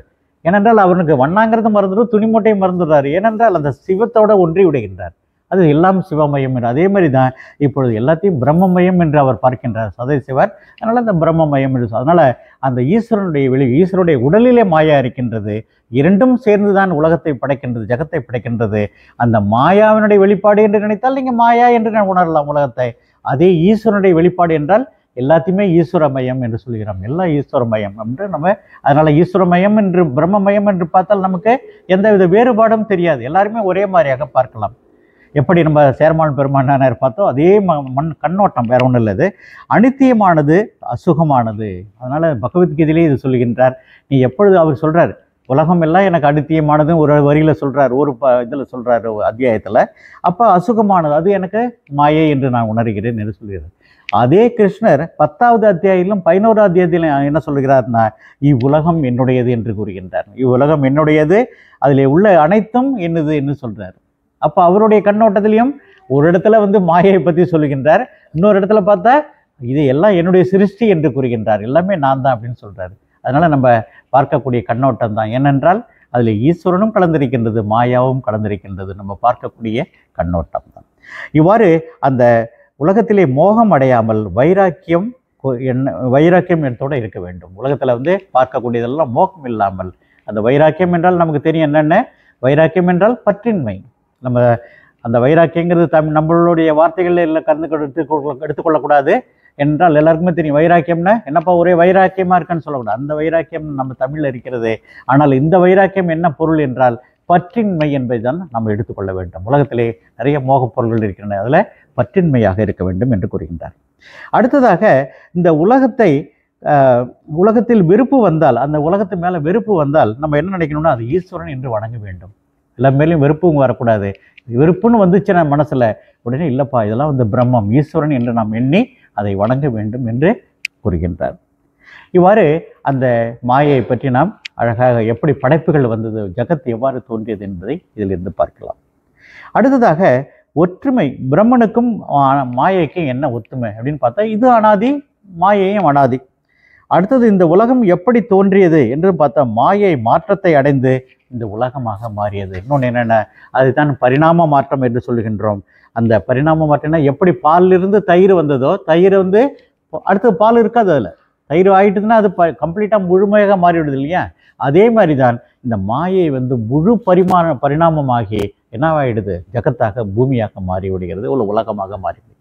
ஆனால் பிரம்மன் வந்து அவர் வந்து மாற மாட்டார், அவர் வந்து அதே மாதிரியே இருக்கின்றார். அதுதான் நம்ம வந்து 2 விதமான மாற்றங்கள் இருக்கிறது. ஒன்று விபத்த உபாதான காரணம் என்று சொல்கின்றோம், மற்றொன்று பரிணாம உபாதான காரணம் என்று சொல்கின்றோம். அந்த மாயை இருக்கக்கூடியது பரிணாம உபாதானம். அது வந்து மாயை கம்ப்ளீட்டாக உலகம் ஜகத்தாக மாறி விடுகிறது. ஆனால் பிரம்மன் அப்படியே தான் இருக்கின்றார். அவருடைய சைத்தன்யமும் அப்படி தான் இருக்கிறது. அதை விவர்த்த உபாதான காரணமாக நாம் கொள்ள வேண்டும். இவ்வாறு அந்த இப்பொழுது அந்த பூமியினுடைய சிருஷ்டி இதெல்லாம் நமக்கு நேற்று பார்த்தது, அதனால் கொஞ்சம் ஸ்பீடாக போயிடுறேன். இன்றைக்கி நேற்று பார்த்த பொருள்கள் தான் எல்லாமே. அந்த இறைவனுடைய சிருஷ்டியை 4 விதமாக நம்ம பிரிக்கலாம். 4 ஸ்டேஜஸ் அப்படின்னு சொல்லலாம்.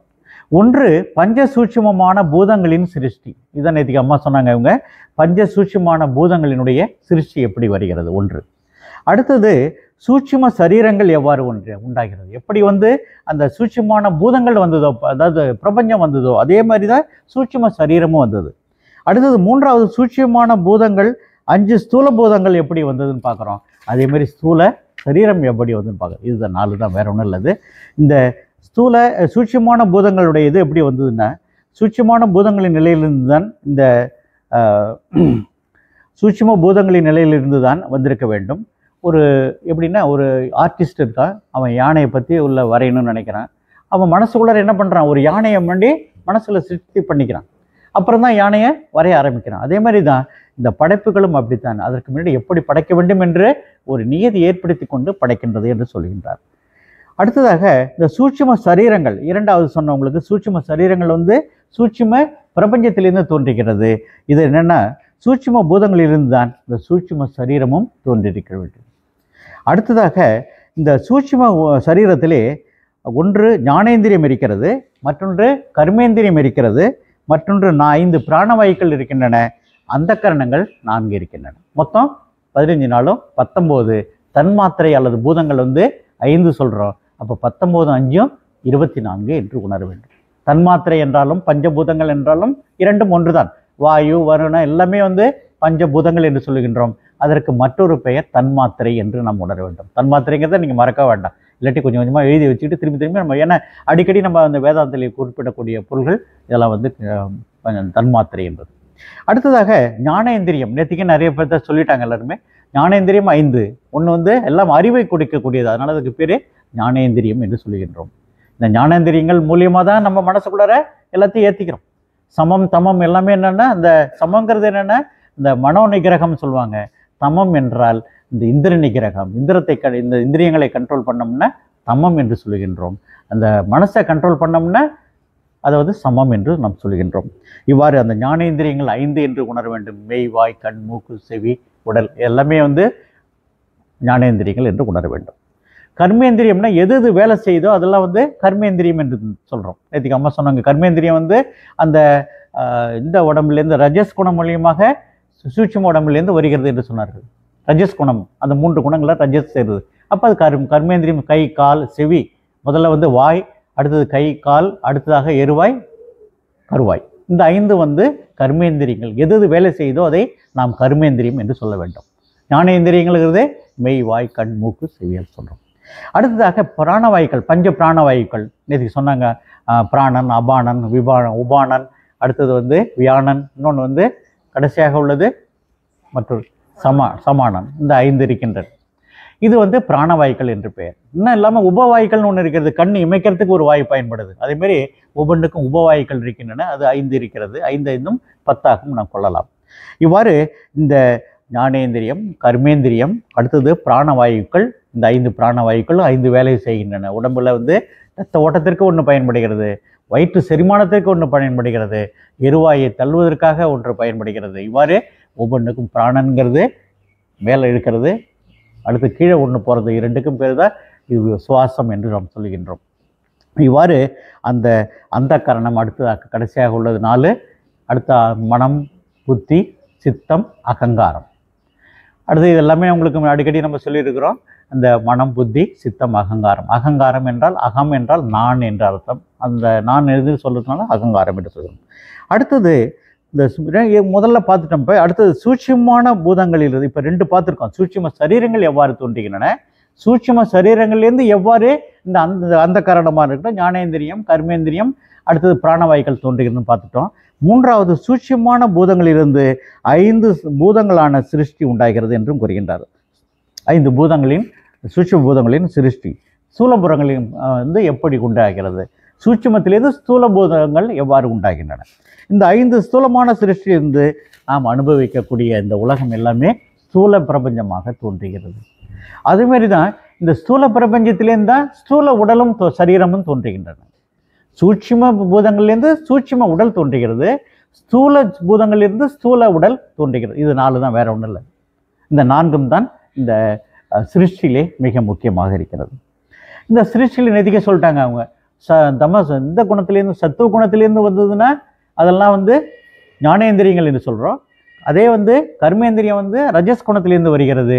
பிராணவாயுக்களும் ரஜஸ் குணத்திலேருந்து வருகிறது. தமஸ் குணத்திலேருந்து வரும்போது தான் ஸ்தூல பிரபஞ்சமாக தோன்றுகிறது. அந்த தமஸ் காரணத்தினால தான் தூல பிரபஞ்சம் வருகிறது. தூல பிரபஞ்சத்திலேருந்து தூல உடல் தோன்றுகிறது. இதுதான் சிருஷ்டிகள் எல்லாமே. உலகத்தில் உள்ள பொருள்கள் எல்லாம் இந்த மாயாவினுடைய துணை கொண்டு ஈஸ்வரன் படைக்கின்றார் என்று சொல்கிறோம். அடுத்ததாக இந்த இப்போ ஒவ்வொன்றிலையும் நிறைய இருக்கிறது. இதில் மாயை என்ன பண்ணுதுன்னா, மாயையிடம் சப்தம் என்ற ஒரு குணம் சேர்க்கும்போது இந்த ஆகாசம் என்ற ஒரு தத்துவம் வருது. எப்படி அந்த 5 பூதங்கள் வருங்கிறது கொஞ்சம் லைட்டாக சொல்லிடுறேன் உங்களுக்கு. இந்த சப்தங்கிற ஒன்று சேரும்போது இந்த ஆகாசமாக இது மாறிவிடுகிறது. அடுத்தது ஆகாசாத் வாயு என்று ஒன்று இருக்கிறது. இந்த வாயுவிலிருந்து ஆகாசத்திலிருந்து வாயு வருகிறது. அந்த பஞ்சபூதங்களில் எது முன்னாடி தோன்றுச்சு அப்படின்னு பார்த்தோம்னா ஆகாசம் முன்னாடி தோன்று.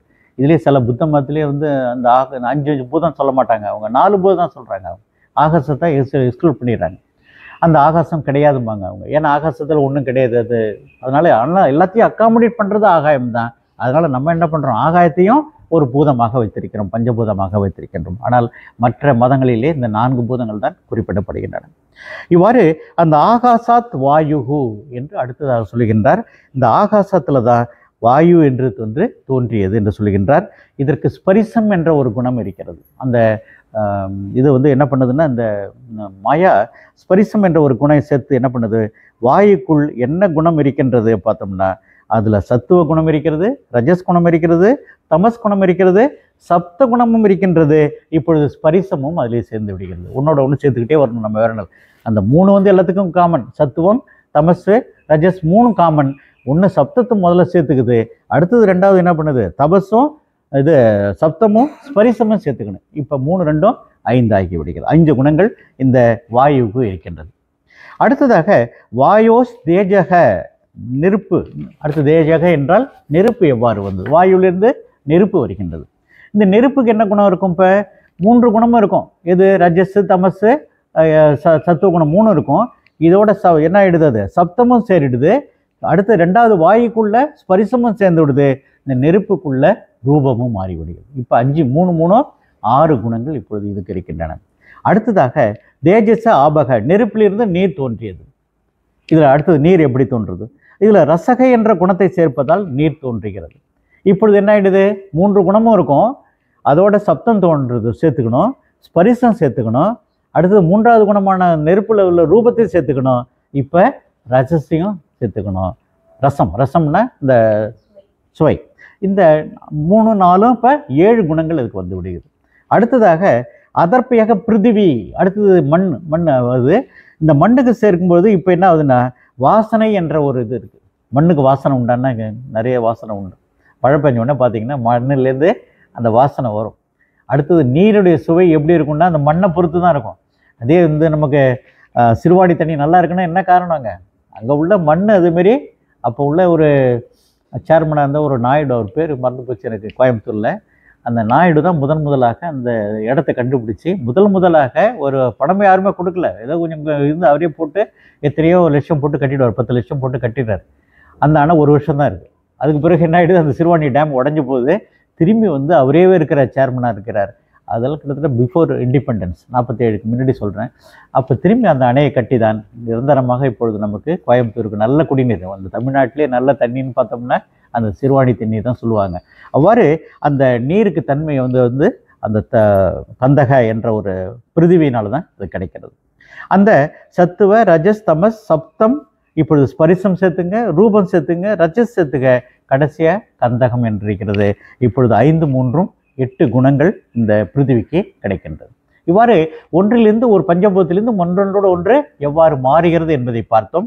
ஒன்றோடு ஒன்று இந்த மாயா என்னென்ன சேர்க்குதுன்னு பார்த்தோம். முதல்ல சப்தத்தை சேர்க்குது, ஒவ்வொன்றாக சேர்த்து இப்பொழுது நம்ம பார்க்கக்கூடிய இந்த பஞ்சபூதங்களுடைய அமைப்பு காணப்படுகிறது என்று உணர வேண்டும். அடுத்ததாக அந்த 5 சூட்சும பூதங்களிலிருந்து 19 சூட்சும சரீரங்கள் நமக்கு உண்டாகிறது. அந்த 5 சூட்சும பூதங்களிலிருந்து தான் இந்த 19 நேற்று நடத்தும்போது சொன்னாங்க அவங்க 19 சூட்சும சரீரங்கள் வருகிறது. ஒன்று வந்து என்னென்னா 5 பூதங்களுக்கு 3 குணங்களும் இருக்கிறது நமக்கு தெரியும். ஆகாசத்திற்கு சத்துவ குணம் இருக்கிறது. அடுத்ததாக இது எப்படின்னா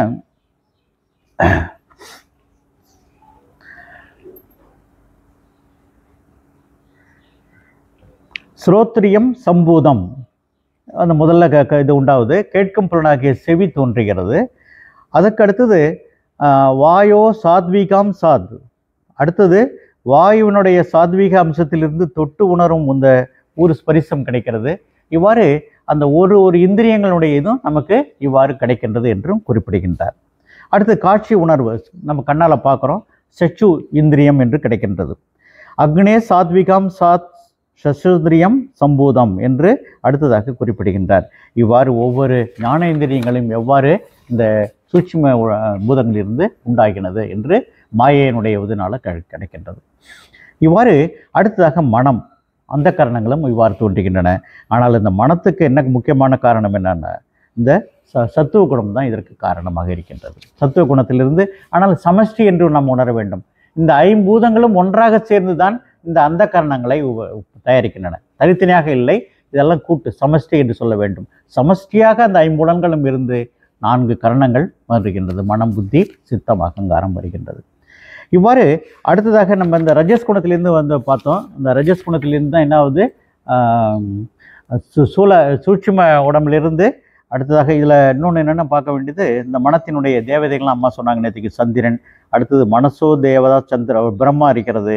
அடுத்தது அகங்காரத்துக்கு வந்து ருத்ரன் இருக்கின்றார். இவ்வாறு ஒவ்வொன்றுக்கும் ஒரு தேவதா இருக்கின்றது. அந்த தேவதா தான் கண்ட்ரோல் பண்ணுது. அதாவது இந்திரியங்கள் இருக்குது, இந்திரியங்கள் எப்படி வந்து கதை கலெக்ட் பண்ணுது சவுண்ட், அவ்வளோதான்.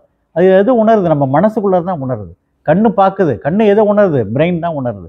அதேமாரி ஒவ்வொரு இந்திரியங்கள், மூக்கு எப்படி உணருது, பிரெயின் தான் உணருது. அந்த உணரக்கூடிய சக்திக்கு வந்து ஒரு தேவதா இருக்கின்றது நமக்கு சொல்கிறோம். அதுதான் சந்திரன், பிரம்மா, அடுத்ததாக இந்த ருத்ரன், இதெல்லாம் நம்மளுடைய தேவதா என்று சொல்லுகின்றோம். அடுத்ததாக மாயையின் ரஜோகுண சாம்சங்கள். இப்போ இது வரைக்கும் சத்துவ குணங்கள் பார்த்தோம். ஒவ்வொன்று 5 ஞானேந்திரியம் உண்டாகிறது, 4 அந்த கரணங்களும் இந்த சத்துவ குணத்திலிருந்து உண்டாகிறது. இப்போ ரஜஸ் குணத்திலிருந்து கொஞ்சம் வேகமாக போயிடுறேன். இந்த கர்மேந்திரியங்கள் 5 உண்டாகின்றன ரஜஸ் குணத்திலிருந்து. அடுத்ததாக இன்னொன்று என்னென்னா இந்த 4 பிராணவாயுக்களும் அதில் ரஜஸ் குணத்திலிருந்து உண்டாகின்றன. இதை அம்மா நல்லா டீட்டெயில் நடத்திட்டாங்க. இது வேற ஒன்றும் இல்லை, அது நம்ம பூதங்கள்னு சொல்கிறோம். அவங்க வந்து நேற்றுக்கு சரீரங்களுக்கு அதை உபயோகப்படுத்திட்டாங்க, வேற ஒன்றும் இல்லை. இப்பொழுது அந்த மொத்தம் ஞானேந்திரியங்கள் இப்பொழுது 5 உண்டாகிவிட்டு சத்துவ குணத்திலிருந்து. அந்த கரணங்களும் சத்துவ குணத்திலிருந்து வியஷ்டி சமஷ்டி மூலியமாக வந்திருக்கிறது. வியஷ்டின்னு சொல்லக்கூடாது, அதை சமஷ்டி என்று சொல்ல வேண்டும். ஏன்னா கூட்டு 5 பூதங்களும் சேர்ந்து ஆரம்பித்தது தான் இந்த அந்த கரணங்கள் என்று சொல்கின்றோம். கர்மேந்திரியங்கள் அதுமாரி 5 என்று சொல்ல வேண்டும். அது வந்து ரஜஸ் குணத்தில் சேரும்பொழுது சேருகிறது. அடுத்து பிராணனும் ரஜஸ் குணத்திலிருந்து வருகிறது. பிராணன் வந்து இந்த சமஷ்டியாக நம்ம கொள்ள வேண்டும். இதுவும் சமஷ்டி. இப்பொழுது தாமச சூக்கும பூதங்கள் வந்து மொத்தம் வந்து 5 இருக்கின்றன. இதெல்லாம் சேர்ந்து மொத்தம் 24 இருக்கிறது.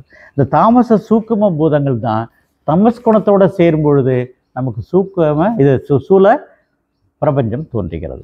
அந்த ஸ்தூல பிரபஞ்சத்திலேருந்து ஸ்தூல சரீரம் உண்டாகிறது. இதுதான் அந்த பரிணாம உணர்ச்சி. எப்படி வந்து ஜகத்து படைக்கப்படுகிறது, எவ்வாறு இந்த மாயை வந்து 3 முக்குணங்கள் அதுக்கு இருக்கின்றன, சத்துவ ரஜஸ் தமஸ் குணங்கள் மூலமாக எவ்வாறு இந்த உலகத்தை படைக்கின்றது என்பதை நாம் உணர்ந்து கொள்ளலாம்.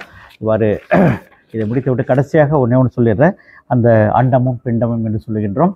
எவ்வாறு இந்த பஞ்சபூதங்களிலே அந்த பஞ்சபூதங்களுக்கு எவ்வாறு அந்த குணங்கள் இருக்கின்றனோ அதே தான் உடம்புல இருக்குது. உடம்புல 80% 70% தண்ணீர் தான் இருக்குங்கிறான்.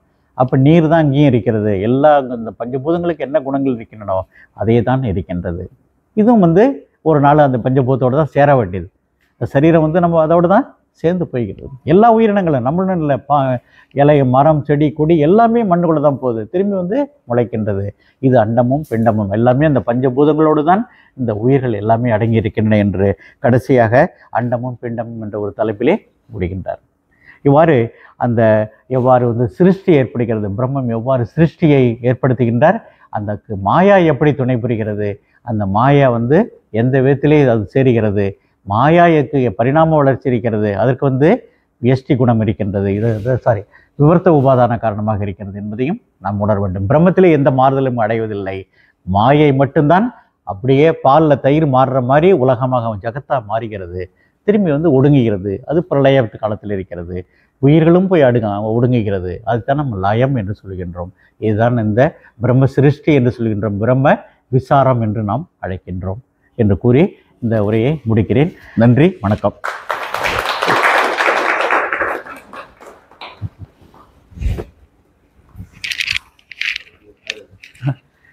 Okay, thank you.